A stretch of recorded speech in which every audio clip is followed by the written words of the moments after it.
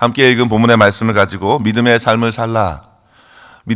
살라라는 제목으로 하나님 말씀 나눕니다. 우리는 이번 달에 계속해서 히브리서 말씀을 묵상하고 있는데요. 여러분들께서는 히브리서를 어떠한 주제로 생각하면서 읽어가고 계신지 궁금합니다. 저에게 히브리서의 가장 핵심적인 성경 구절을 꼽으라고 할 것 같으면 저는 히브리서 4장 14절의 말씀을 꼽겠습니다. 그러므로 우리에게 큰 대제사장이 있으니 승천하신 자 곧 하나님의 아들 예수시라 우리가 믿는 도리를 굳게 잡을지어다. 우리가 믿는 도리를 굳게 잡을지어다. 히브리서 12장 2절에도 믿음의 주여 또 온전케 하시는 이인 예수를 바라보자. 우리가 매일 히브리서 말씀을 묵상하면서 계속 중요하게 다루고 있고 다루어야만 하는 내용이 있다면 이 서신서를 받아든 성도들의 상황입니다.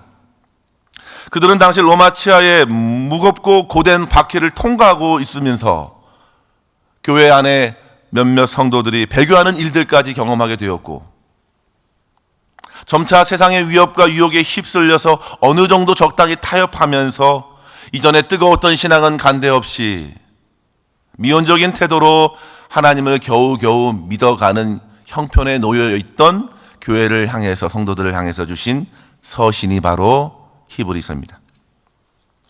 그와 같은 위기에 처해 있는 성도들에게 이 히브리서 기자는 그들의 지금 무엇을 터치하고 있습니까? 어디다 둘지 모르고 있는, 정처 없이 헤매고 있는 그들의 믿음을 향하여 선포하고 있는 것입니다. 이 험난한 세상에서, 핍박과 유혹이 가득한 세상에서 도대체 어떻게 살아가려고, 여러분들의 믿음의 위치는 지금 어디에 있느냐고 묻는 것입니다. 도대체 그들에게 주어진 그 첫 믿음이 어디에 근거하고 있는가? 자기의 목숨 한번 살아가 보겠다고, 이 땅에서 자기의 안위를 취해보겠다고 그 믿음을 쓰고 있는가? 세상이 웃는 것이죠. 많은 핍박과 고난으로 위협합니다. 분명 그들에게 처음 심겨준 그 믿음은 참으로 귀하고 소중한 것이었습니다. 그러나 주변의 상황에 눌리고 눌려서 함몰된 그들의 믿음을 깨워야 했던 것이죠. 믿음이 없이는 하나님을 기쁘시게 하지 못하나니 하나님께 나아가는 자는 반드시 그가 계신 것과 그가 자기를 찾는 자들에게 상 주시는 이심을 믿어야 할지니라.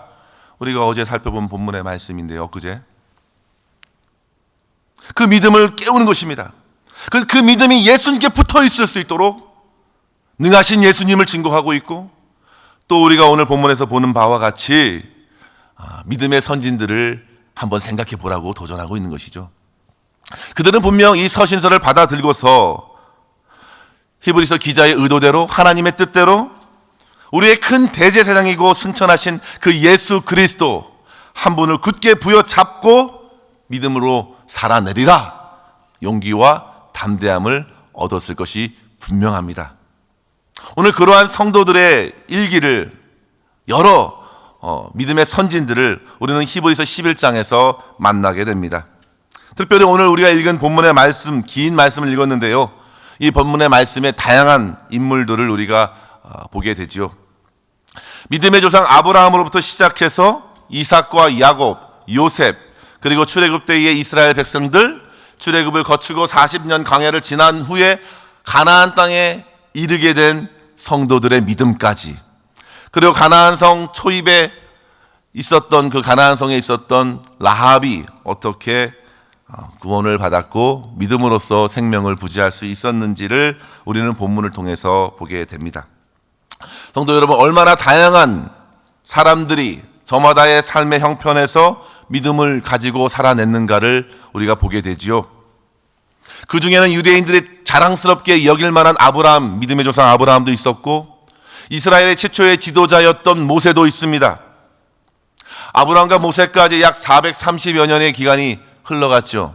그 사이에 족장들의 믿음을 우리는 보게 됩니다. 그리고 광야를 통과하면서 홍해의 길을 마른 땅처럼 걸어갔던 이스라엘 백성들의 믿음, 무너지지 않을 것과 같은 철옹성과 같은 여리고성을 믿음으로 무너뜨리고 승리했던 감격들, 다 믿음의 결과로 허락하신 내용입니다. 각자의 삶에서, 여러 가지 삶의 형편에서 그들은 각 세대의 믿음의 빛을 밝혔습니다. 믿음의 빛을 밝혔어요. 출애굽 때에도, 가나안 성에 입성할 때에도 믿음을 놓지 않고 승리의 기쁨을 누렸습니다. 이 말씀을 보면서 히브리 성도들도 은혜를 받고 담대함을 누렸다면 저와 여러분 또한 오늘 살아가면서 혼탁하고 어지럽고 여러 가지 루트로 사단의 공격을 받고 있는 우리들은 이 말씀에 도전을 얻고 우리 또한 주어진 삶에서 여러 가지 모양으로 주신 믿음을 부여잡고 예수 그리스도만 바라보고 약속하신 주의 말씀만을 붙들고 믿음으로 승리할 수 있기를 주의 이름으로 간절히 축원합니다. 저는 이 시간에 이 본문에서 만나는 믿음의 사람들의 나타나는 공통적인 특징 두 가지를 생각하면서 도전을 얻고 함께 기도했으면 합니다. 첫째로 성도 여러분, 우리의 인생의 가장 위기의 순간에 오히려 믿음으로 삶을 밝힐 수 있는 저와 여러분 됐으면 좋겠습니다. 성도 여러분, 여러분들의 인생을 한번 여정을 돌아보십시오. 가장 여러분들의 인생의 여정 속에서 믿음을 밝혔던 때는 언제였습니까? 모든 것이 술술 잘 풀렸을 때 믿음이 가장 빛나게 밝혀졌습니까? 아니면 가장 어두운 시기에, 가장 곤고한 시기에, 가장 절박한 시기에 믿음이 밝혀졌습니까? 우리가 어제 금요일 저녁에 주신 말씀을 생각해 보십시오. 내가 산을 향하여 눈을 돌리라. 내 앞에 인생길에 산과 같은 문제가 다가왔을 때 헉헉 숨이 막히죠. 그때 시인은 성전을 향하여 올라가면서 하늘의 하나님을 바라봅니다. 모든 것을 감싸고 에워싸고 있는 능하신 하나님을 간절하게 하나님의 도움을 구하죠. 그렇습니다, 성도 여러분. 본문의 말씀에 보면은 모든 인생들이 위기의 순간에 믿음을 고백하게 되고 또 그 안에서 하나님이 허락하신 은혜를 누렸습니다. 오히려 평탄할 때, 단조롭 때, 안식할 때, 그때에는 시험에 빠지고 실수하고 약함을 더 드러냈을 뿐이었습니다. 한번 다윗을 한번 생각해 보십시오. 다윗이 이 주옥 같은 시, 노래, 고백, 찬송으로 하나님을 찾았던 때는 광야에서, 수풀에서 그렇게 정처 없이 도망하면서 오직 하나님께 소망을 두었을 때였습니다. 그죠? 오히려 모든 것이 하나님께서 복을 주셔서, 은혜를 주셔서 전쟁에 나갈 때마다 이겼을 그때에 다윗은 다윗궁의 옥상에 머물다가 우리아의 아내 바세바의 모습을 보고 음욕을 품고 욕심을 품고 자기의 권위로, 자기의 자리로, 지위로 그녀를 취하고 욕심을 채웠죠. 오히려 위기를 만날 때에 오히려 하나님을 향한 믿음이 더욱더 밝혀지는 것을 우리는 보게 됩니다. 아브라함 같은 경우는 어떻습니까? 자기의 사랑하는 독자 이삭을 온전히 하나님께 바치라 라는 그 말씀을 받았을 때에 그는 그의 인생의 가장 클라이막스적인 믿음의 고백을 드리게 되지 않습니까? 성경에서 어떤 인물을 한 문장으로, 어떤 인물은 세 개, 네 개의 절로서 우리에게 믿음을 소개하고 있지 않습니까? 여러 아주 다이나믹한 삶의 형편이 있었을 때 히브리서 기자는 단 한마디, 때로는 몇 마디로 믿음을 소개할 때 아브라함에게 있어서는 가장 클라이막스는 이삭을 드린 것입니다. 하나님께서 주신 것을, 주신 자녀를, 나의 생명보다 더 귀한 자녀를 하나님 명령에 의해서 다시 드렸을 때 참 힘든 시간입니다. 어찌 하나님이 이럴 수 있을까? 무심하게도 하나님 어떻게 나에게 이런 것을 요구할 수 있을까? 그가 생각하지 않았겠습니까? 그런데 오늘 본문의 말씀을 보십시오. 그의 생각이 어떤 생각으로 이어졌습니까?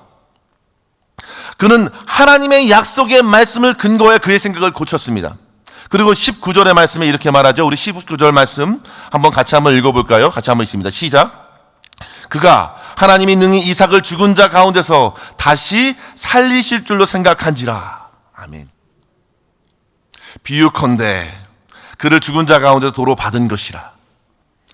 그의 생각이 어디에 머물렀습니까? 하나님의 약속에 머물렀고, 그의 생각이 지금 죽은 자에서 다시 살리실 것이다.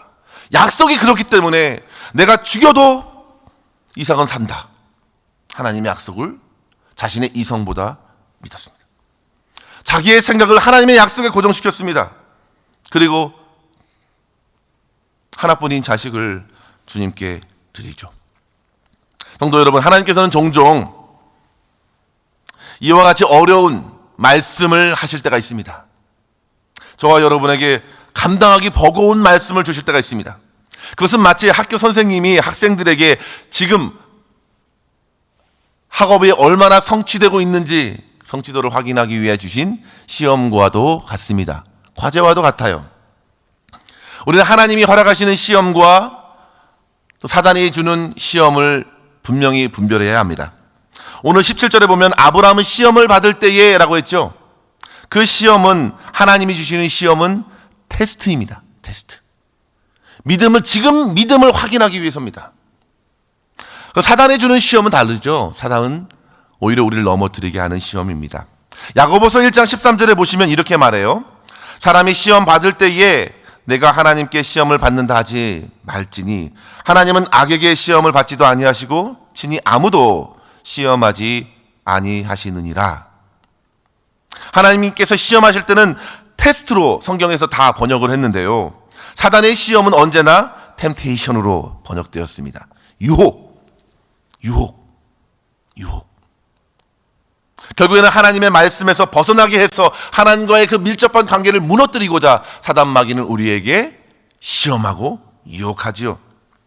근데 그 유혹이 욕심과 만나서 그렇게 된 거예요. 그 사단의 시험은 욕심을 건드려서 결국에는 유혹돼서 무너지게 되는데요.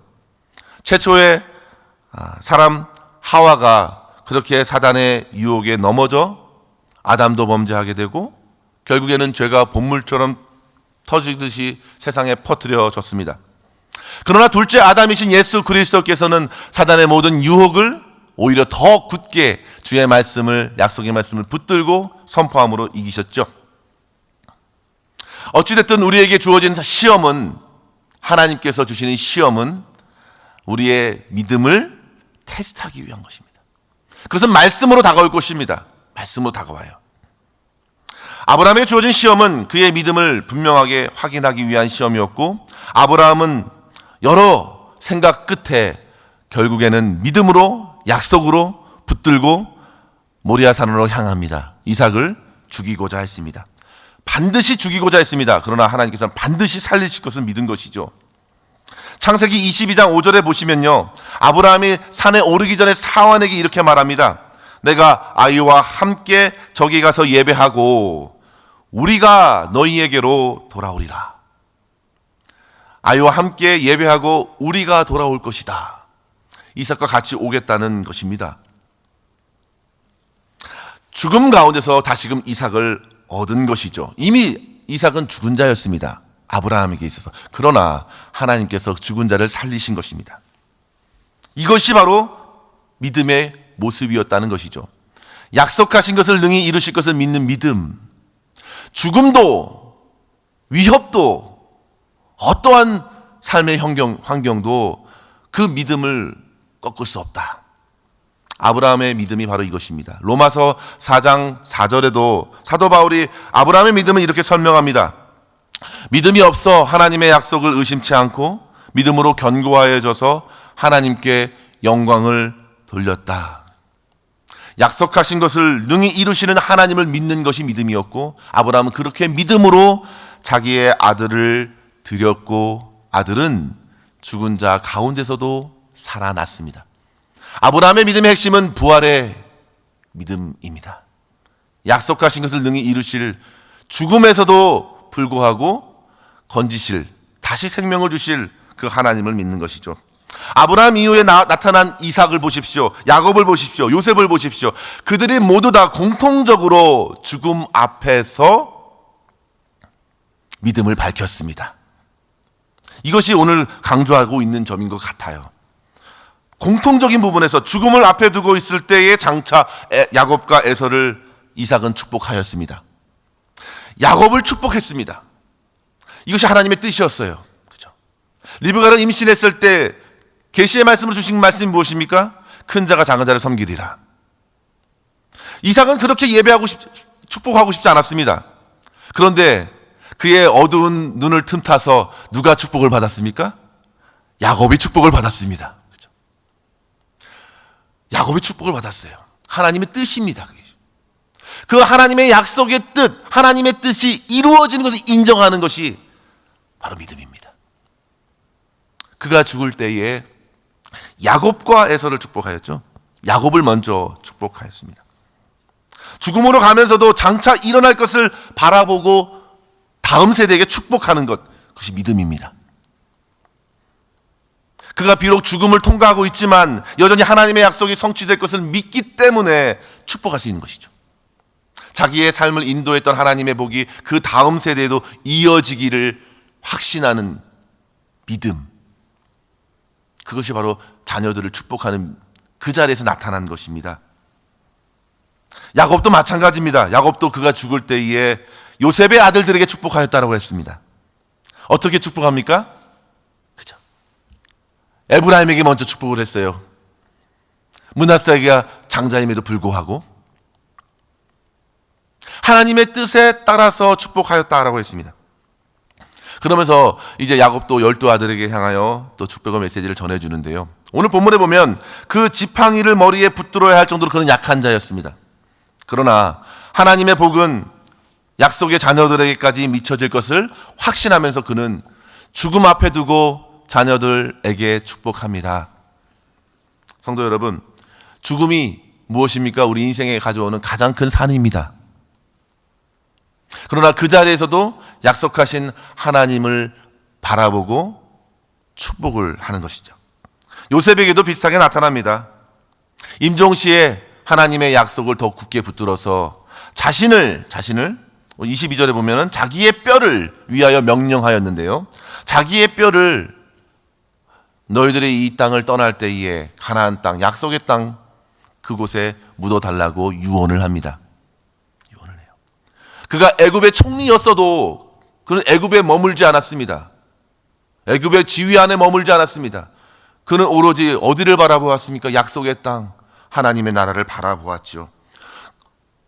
죽음 앞에서 약속의 성취를 끝까지 믿는 믿음의 모습들이 우리 족장들을 통해서 우리는 확인하게 됩니다. 사랑하는 성도 여러분, 죽음은 모든 인생들이 가급적 피하고 싶은 것입니다. 그죠? 좀 밀쳐두고 싶은 순위에 가장 높게 올라온 것이 죽음입니다. 죽음이에요. 그러나 그 죽음 앞에서도 더욱 믿음이 빛나는 것입니다. 가장 큰 위기라고 하면은 내가 언제 죽는가? 나의 사랑하는 이가 죽음을 앞두게 될 때, 나의 사랑하는 자녀가 죽음으로 내몰릴 때. 그런데 그 죽음을 뛰어넘는 약속의 말씀이 그를 붙드는 것입니다. 믿음으로 그걸 붙드는 것입니다. 그래서 오히려 죽음도 두려워하지 아니하고 하나님을 더 신뢰하기 때문에 약속의 말씀대로 순종하는 것이죠. 이 말씀을 지금 히브리서 성도들이, 히브리 기자들이, 성도가 듣는 것입니다. 죽음으로 위협하는 세상 앞에서 믿음을 저버리지 말고 믿음을 가지고 죽음 앞에서도 더욱더 밝힐 수 있는 살아있는 성도로 하나님께 끝까지 영광 돌리라고 말하고 있는 것이죠. 사랑하는 성도 여러분, 저와 여러분의 마침의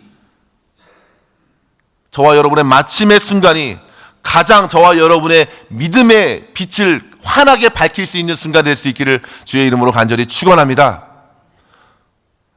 우리가 죽고 나서 죽음의 문을 통과할 때 가장 우리의 믿음이 가장 뜨거워지고 가장 생명력 있게 그 문을 통과하는 것입니다. 그리고 나서 우리를 기다리시는 주님을 만나 뵙는 것이죠. 바울은 그런 의미에서 그는 이렇게 고백합니다. 나는 날마다 죽노라. 갈라디아서 2장 20절, 내가 그리스도와 함께 십자가에 못 박혔나니. 그는 매일매일 하루를 시작하면서 그렇게 시작했을 것입니다. 내가 그리스도와 함께 십자가에 못 박혔나니 이제 내가 육체 가운데 사는 것은 나를 사랑하사 나를 위하여 자기 목숨을 다 내어주신 예수 그리스도, 그분을 믿는 믿음 안에서 사는 것이다. 나는 날마다 죽노라. 주님의 생명으로 그는 사는 것입니다. 내가 날마다 죽음에 내 생명을 넘겨주면 예수의 생명으로 내가 살고자 하는 것이죠. 이것이 바로 믿음을 날마다 불태우는 성도의 모습이라 할 수 있습니다. 사랑하는 성도 여러분, 우리의 인생이 비록 연약하고 참 한없이 부족하여도 여전히 생사화복을 주관하시는 하나님이 우리와 함께 계시기 때문에 그 하나님만을 의지할 때에, 그리고 하나님의 약속이 분명히 성취되고 하나님의 뜻이 이루어짐을 우리는 믿을 때에 비로소 우리는 하루하루의 성도의 사명을 감당하게 될 줄 믿습니다. 이러한 모습은 출애굽 성도들에게도 발견됩니다. 그죠? 출애굽했을 때 홍해 앞에서 그들은 마치 죽은 자와 같은 상황에서도 오히려 홍해를 가르시고 마른 땅을 걸으면서 살아나죠. 이것을 세례로 바울은 설명했어요. 그죠? 바울은 설명했어요. 홍해가 갈리고 그 길을 통과하는 것을 세례, 이스라엘 백성들이 몽땅 단체로 세례받은 것으로 묘사했습니다. 그들은 죽음을 통과하고 다시금 태어난 것입니다. 그게 바로 구원입니다. 그리스도 안에서 새로운 피조물이 된 구원의 역사입니다. 믿음으로 가능했다는 사실이죠. 가나안 입성도 마찬가지입니다. 자신이 철옹성과 같은, 자기들이 철옹성과 같은 그 성을 무너뜨릴 수 없습니다. 하나님 말씀에 순종하고 믿음으로 그 성을 돌았고 그 성은 하나님의 능력으로 무너졌습니다. 여리고 성이 무너지는 가운데서도 하나님께서는 이방 여인 라합에게 믿음의 빛을 밝히게 하셨죠. 라합은 여리고 성이 무너지는 그 심판의 순간에도 하나님을 고백하고 하나님을 붙들고, 그래서 그녀의 가족은 유일하게 무너지는 여리고성에서 구원받는 가족이 되었습니다. 뿐만 아니라 우리가 잘 알다시피 예수님의 족보에도 오르게 되었죠. 성도 여러분, 아브라함, 이삭, 야곱, 요셉, 모세, 이스라엘 백성들, 출애굽의 백성들, 가나안 땅에, 약속의 땅에 들어가는 백성들 모두 다 각각의 세대에서 믿음을 밝혔습니다. 가장 위기의 순간에 나는 죽은 자여나 하나님께서 주시는 생명으로, 생명의 약속의 말씀이 분명히 성취될 것을 믿고 순종하며 나아갔을 때 그들은 믿음의 아름다운 열매를 거두고 오히려 하나님께 영광을 올려드렸습니다. 사랑하는 성도 여러분, 이 말씀을 붙들고 우리 또한 어두운 오늘의 세상의 삶을 살아가면서도 우리는 주님께서 주시는 믿음을 강하게 밝힐 수 있는 그런 복을 누릴 수 있기를 주의 이름으로 간절히 축원합니다.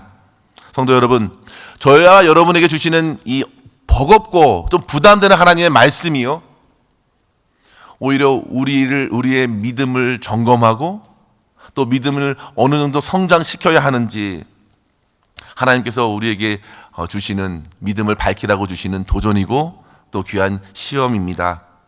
믿음을 깊이 묻어두지 마시고 그것을 꺼내요.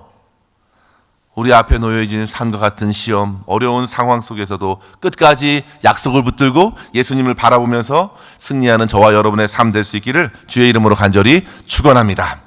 두 번째로 성도 여러분, 이 세상의 안락보다 믿음의 고난을 통해 하나님 나라의 백성의 삶을 살아내야 합니다.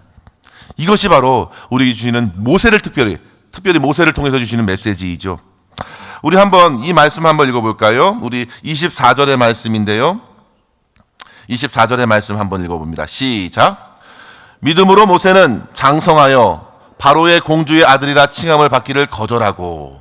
아멘. 25절 말씀도 한번 읽어볼까요? 시작. 도리어 하나님의 백성과 함께 고난받기를 잠시 죄악의 낙을 누리는 것보다 더 좋아하고. 아멘. 지금 거절하고 더 좋아하고. 근데 모세가 그렇게 했는데 모세의 부모도 나와 있어요, 사실요. 모세의 부모는요, 그 앞절에 있는데요, 왕의 명령을 무서워하지 않냐고 오히려 이 아이를 살립니다. 마땅히 나일강에 버려야 할 아이인데 그 아이를 살려요. 하나님이 주신 생명이었고 그 아이를 볼 때 아름다웠습니다. 자기의 자녀를 아름답게 보지 않는 부모가 있겠습니까?